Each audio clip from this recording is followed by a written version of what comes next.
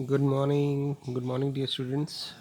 उसी पेपर का जो हम डिस्कस कर रहे थे, मैंने आपको दिखाया था पेपर जो किसी एक स्कूल का था। उसका हम फर्स्ट सेक्शन कर चुके हैं। फर्स्ट 60 क्वेश्चंस जो 1 मार्क करते, अराउंड हमने 15 मिनट्स में कर लिए थे। अगर आप टाइम मैनेजमेंट भी देखें, फिर हमने केस स्टडी डिस्कस करी, वो भी 10 मिनट्स के अराउंड डिस्कस हो चुकी थी। 25 मिनट्स के अंदर आपका सेक्शन नंबर 1 और 2 कंप्लीट हो सकता है, यानी 18 क्वेश्चन जो होते हैं फर्स्ट। ठीक है ना। अब चलते हैं 2 मार्कर पे। 2 मार्कर के अंदर ये क्वेश्चन जनरली ऐसा किसी एग्ज़ाम में पूछा नहीं है, बट फिर भी एक बार डिस्कस कर लेते हैं, क्योंकि हम किसी पॉसिबिलिटी को रिजेक्ट नहीं कर सकते। हो सकता है सीबीएसई में ऐसे क्वेश्चन पूछा जा सके। तो ऐसे क्वेश्चन में मैंने अपने ट्यूटोरियल में पहले भी डिस्कस किए हुए हैं कि जब भी इस टाइप के क्वेश्चन आते हैं, पहले इस पार्ट को देखिए आप, इस पार्ट को। तो यहाँ पे आ रहा है एक्स इंटू 1/√2 और under root 1 minus x square 1/√2, यानी basically a square minus x square की फॉर्म आ रही है। जब भी तो जब भी a square minus x square की फॉर्म आती है, तो हम इसमें क्या करते हैं, एक्स को ए साइन थीटा पुट करते हैं। अगर ए स्क्वायर माइनस एक्स स्क्वायर की फॉर्म आती है, तो एक्स को ए साइन थीटा पुट करते हैं या ए कॉस थीटा। तो यहाँ पे क्योंकि ए 1 है, ये 1 का स्क्वायर ले सकते हैं, तो एक्स को बेसिकली हम इस क्वेश्चन में साइन थीटा पुट कर लेते हैं। जैसे ही मैं ये एक्स को साइन थीटा पुट करूँगा, तो ये जो पार्ट है जो मैंने मार्क किया हुआ, ये वाला पार्ट, ये क्या हो जाएगा, देखिए इसका एंगल बन जाएगा साइन इनवर्स ब्रैकेट में साइन थीटा, क्योंकि एक्स को मैं साइन थीटा पुट कर चुका हूँ, और 1/√2 को मैं लिख दूंगा कॉस π/4, क्योंकि कॉस 45 पे भी होता है, साइन पे भी होता है। मैं कॉस को ले लेता हूँ, क्योंकि मेरा बाहर साइन है और मैं अंदर साइन का फॉर्मूला बनाना चाहता हूँ। तो साइन का फॉर्मूला होता है sign A cos B plus cos A sine B, यानी एक टर्म कॉस की और एक टर्म साइन की, प्लस अब ये जो under root 1 minus x square है, जब यहाँ पे मैं एक्स को साइन थीटा पुट करूँगा, तो ये बन जाएगा 1 माइनस साइन स्क्वायर थीटा, जो हो जाएगा कॉस स्क्वायर थीटा, और रूट के अंदर कॉस स्क्वायर थीटा बाहर आके आ जाएगा कॉस थीटा। और जो इसके साथ 1/√2 है, उसको मैं लिख दूंगा साइन π/4। तो ये टर्म बन गई मेरे पास sign A cos B plus cos A sine B. तो ये बन जाएगा हमारे पास साइन ए प्लस बी का फॉर्मूला, और ये सॉल्व होकर आ जाएगा हमारे पास थीटा प्लस π/4। ठीक है। और अब इसको आगे से करते हैं, और थीटा की वैल्यू क्या होगी यहाँ से थीटा की वैल्यू हो जाएगी साइन इनवर्स ऑफ एक्स, यानी मेरे पास ये जो अंदर वाला पार्ट है, ये आ गया साइन इनवर्स एक्स प्लस π/4, और इसके साथ माइनस साइन इनवर्स एक्स यहाँ बैठा हुआ है, ये ना, ये कैंसिल आउट हो जाएगा, यानी ये ब्रैकेट के अंदर पूरा रह जाएगा π/4। और हमारा क्वेश्चन था tan π/4, तो कह देंगे कि हमारा क्वेश्चन जो tan π/4 था उसकी वैल्यू आ जाएगी 1। तो इस तरह से इन क्वेश्चंस को डील कर सकते हैं। ठीक है, अब आगे चलते हैं क्वेश्चन से। अब जो सेकंड क्वेश्चन है वो मैट्रिसेस का है। यहाँ पे हमें 3a² - 2b + i निकालना है। तो पहले a² निकाल लेते हैं। a² कैसे निकालेंगे, पहले हम a को a से मल्टीप्लाई कर देंगे,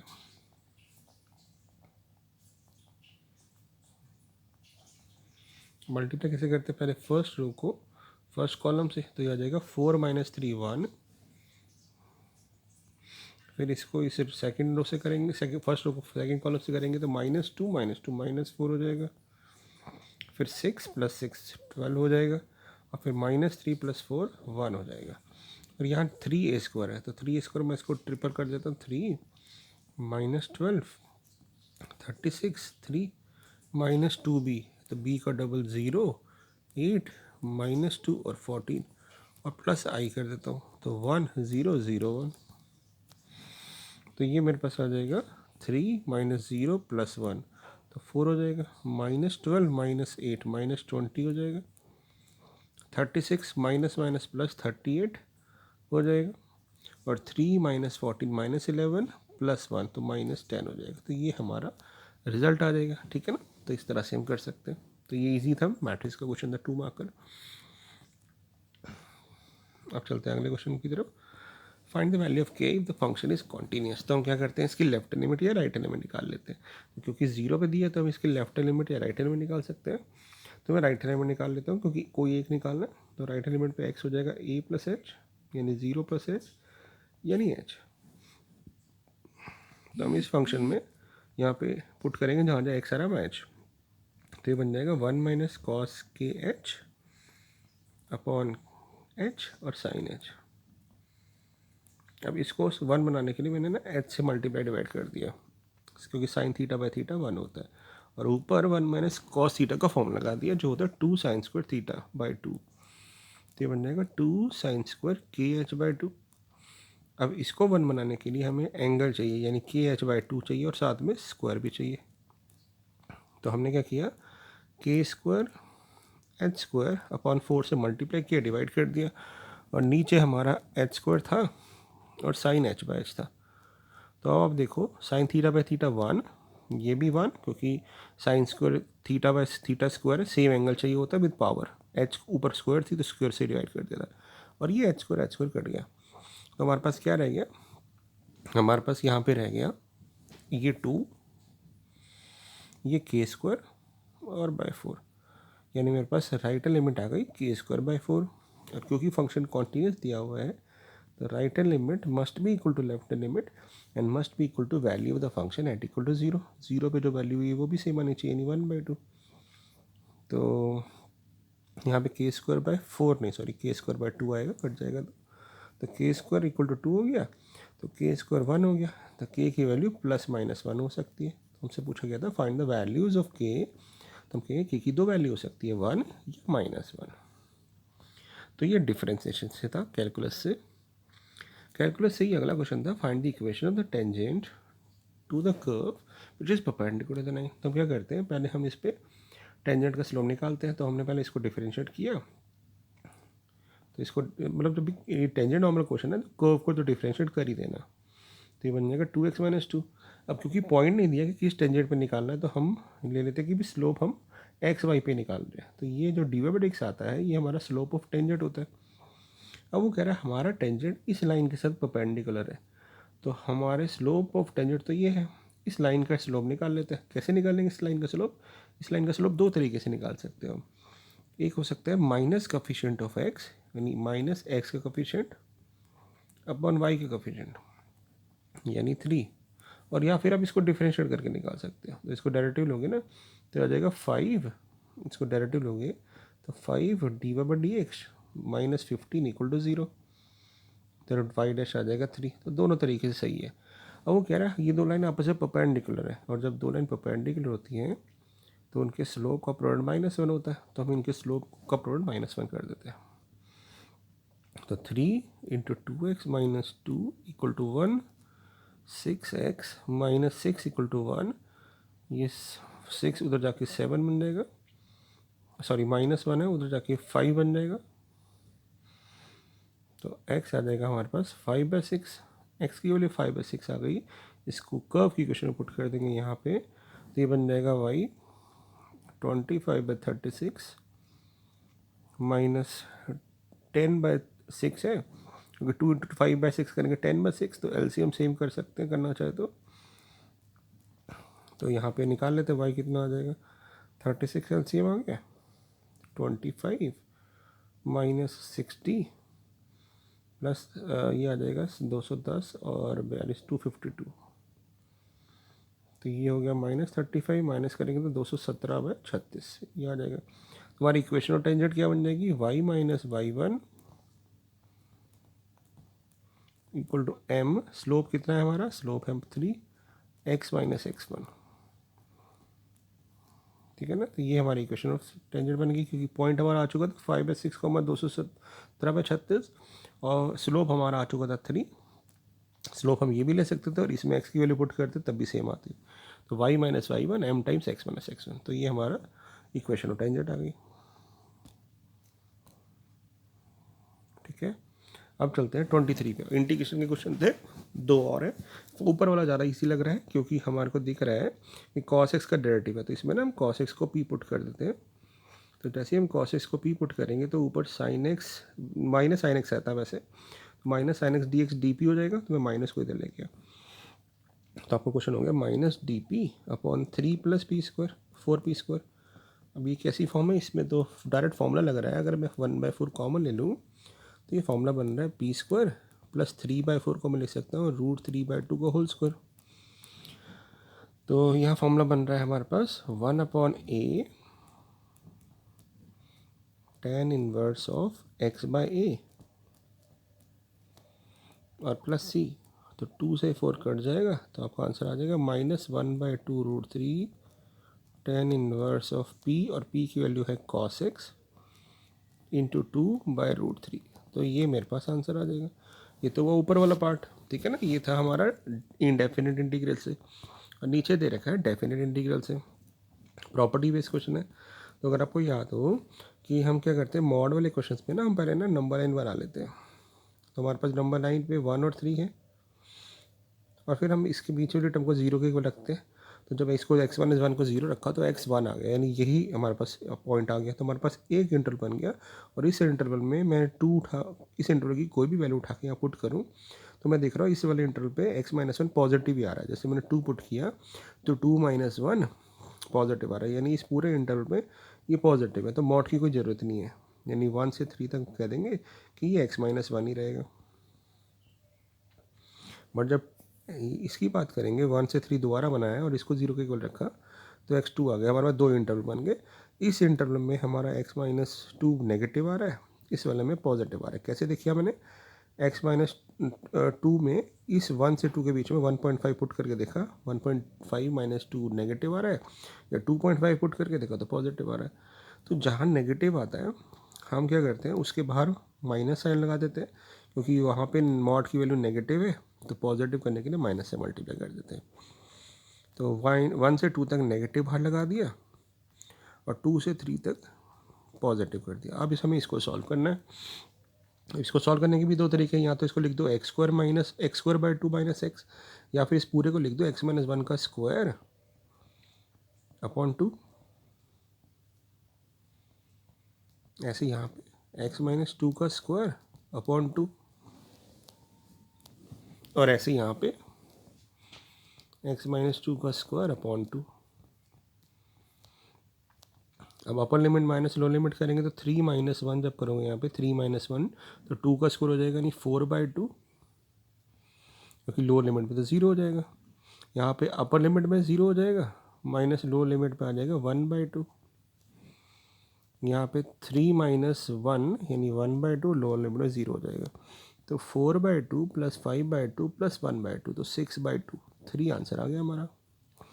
ठीक है, तो इस तरह से इस क्वेश्चन को कर सकते थे। ठीक है, अब चलते हैं अगले क्वेश्चन की तरफ। एरिया निकालना है, ये तो बहुत इजी क्वेश्चन था। y² = 9x, कैसा पैराबोला बनेगा इस टाइप का। 2 से 4 तक इंटीग्रेट करना है, तो 2 से 4 तक, ये x = 2 x = 4 हो गई, ये हमें, और फर्स्ट क्वाड्रेंट में चाहिए। तो हम क्या करेंगे, 2 से 4 तक इंटीग्रेट करना है विद रिस्पेक्ट टू x करेंगे, क्योंकि x के रिस्पेक्ट में बना रहे हैं।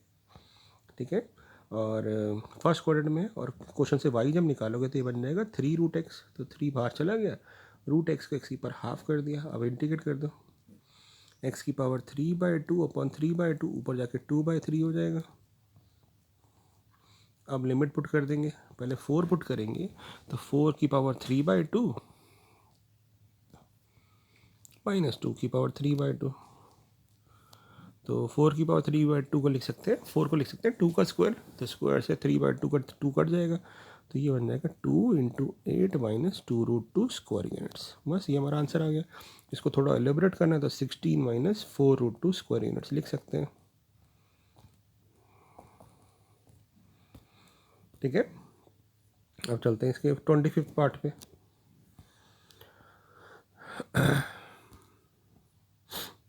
ठीक है, लास्ट 4 क्वेश्चन रह गए। ये आपको दिख रहा है कौन सी फॉर्म है ये। अगर मैं cos स्क्वायर से डिवाइड कर देता हूँ तो मेरे पास ये फॉर्म आ रही है dy/dx + sec²x × y = tan x sec²x। Linear form बन रही है। तो लीनियर फॉर्म में हम पहले क्या करते हैं, इंटीग्रेटिंग फैक्टर निकालते हैं। इंटीग्रेटिंग फैक्टर होता है e की पावर में px का इंटीग्रेशन, यानी e की पावर में sec² का इंटीग्रेशन, यानी e की पावर में sec² का इंटीग्रेशन करेंगे तो आ जाएगा e की पावर tan x। अब इंटीग्रेटिंग फैक्टर निकालने के बाद हमारा सॉल्यूशन कैसे होता है, हमारा सॉल्यूशन होता है y × if, तो यानी y × if, राइट साइड पे आता है q × if का इंटीग्रेशन। तो q हमारा क्या होगा, q हमारा होगा tan x sec²x। अब इसको इंटीग्रेट करना है, तो देखो ध्यान से, राइट साइड पे हमारा ना tan x का डेरिवेटिव मिल रहा है, तो मैं tan x को p पुट कर देता हूँ, sec² से dx से dp बन जाएगा। हमारा क्वेश्चन आ जाएगा e की पावर p। इसको हम कर सकते हैं बाय पार्ट्स, ये फर्स्ट फंक्शन, इसको सेकंड मान के, तो हमारा first function as it is, second का इंटीग्रेशन माइनस फर्स्ट का डेरिवेटिव, पी का डेरिवेटिव 1, ई पी का इंटीग्रेशन ई पी, और दोनों को जो मैंने मल्टीप्लाई किया 1 और ई पी को, तो ई पी आ गया, उसका इंटीग्रेशन फिर से ई पी। तो हमारा फाइनल आंसर आ गया वाई ई की पावर 10x इक्वल टू ई की पावर 10x माइनस 1 प्लस सी। तो ये हमारा आंसर है। आप चाहो तो यहाँ पे ई की पावर 10x को ई की पावर 10x से काट सकते हैं, बट उस केस में सी से डिवाइड करना पड़ेगा। ये गलती मत करना। कई बार क्या होता है, बच्चे ना ई की पावर 10x ई की पावर 10x काट देते हैं, बट अगर आप काटोगे तो उस साइड सी के साथ भी तो ई की पावर 10x आएगा ना, उसको हम हटा नहीं सकते। तो इसलिए डिवाइड मत करो, ऐसे ही छोड़ देना, ठीक है। 26 क्वेश्चन पे चलते हैं। यहाँ कह रहा है find a unit vector perpendicular to both the vectors. तो जब दोनों पे परपेंडिकुलर है, इसका मतलब वो क्रॉस प्रोडक्ट है। तो हम बेसिकली यहाँ पे ए क्रॉस बी निकालना है, क्योंकि ए क्रॉस बी का मतलब ही है कि a vector which is perpendicular both. तो हम क्या करेंगे, ए क्रॉस बी निकाल लेते हैं। 1 माइनस 7 7, 3 माइनस 2 2।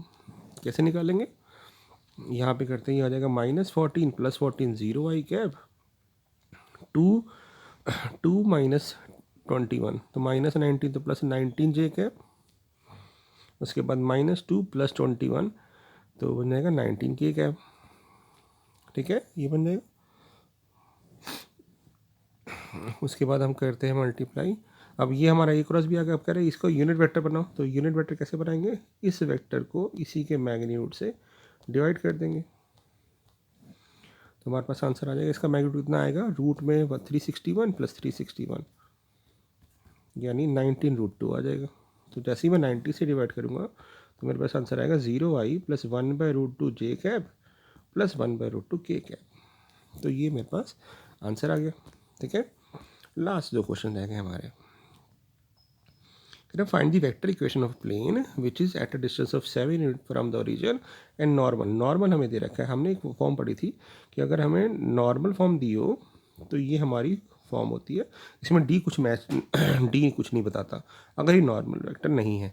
और अगर ये नॉर्मल वेक्टर है, नॉर्मल वेक्टर मतलब यूनिट नॉर्मल वेक्टर है, तो उस केस में जो डिस्टेंस होती है वो ये जो डी होता है वो होता है डिस्टेंस फ्रॉम द ओरिजिन।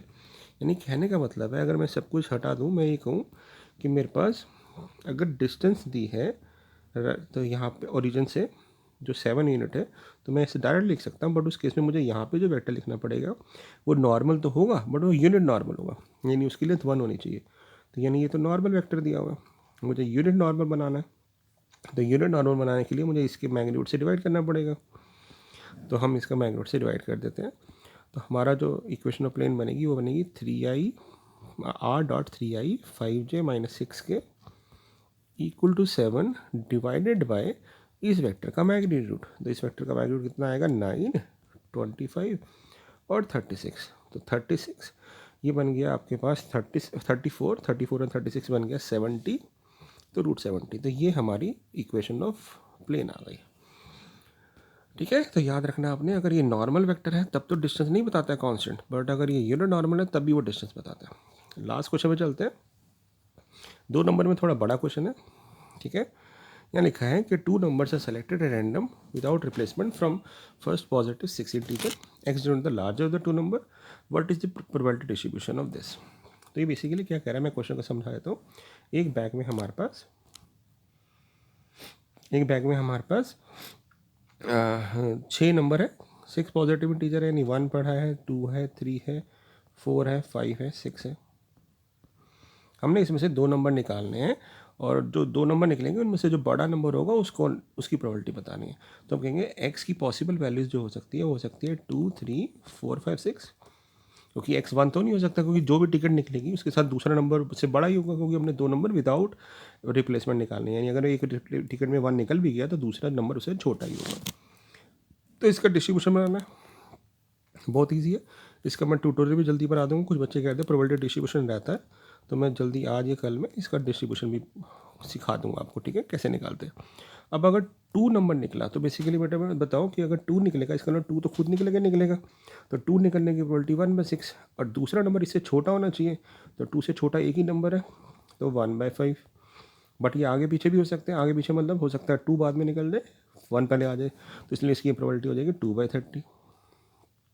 अब 3 नंबर निकलने के लिए 3 को निकलना पड़ेगा, 3 निकलने की प्रोबेबिलिटी 1/6।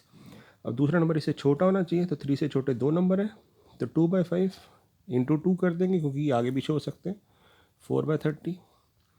और हमारे पास ऐसी 4 निकलने की प्रोबेबिलिटी 1/6, और दूसरा नंबर इससे छोटा होना चाहिए, तो 4 से छोटे नंबर 3 है, 3/5, बड़ी आगे पीछे हो सकते हैं, इंटू 2, तो 3 to the 6, 6/30, ऐसी 8/30 और ऐसी 10/30। तो ये हमारा प्रोबेबिलिटी डिस्ट्रीब्यूशन बन गया कि अगर 5 निकलेगा तो 5 निकलने की प्रोबेबिलिटी 1/6 और दूसरा नंबर इससे छोटा होना चाहिए, तो 4/5 इंटू 2 क्योंकि आगे पीछे हो सकता है, इसलिए 8/30। तो ये हमारे 2 मार्क के क्वेश्चन थे।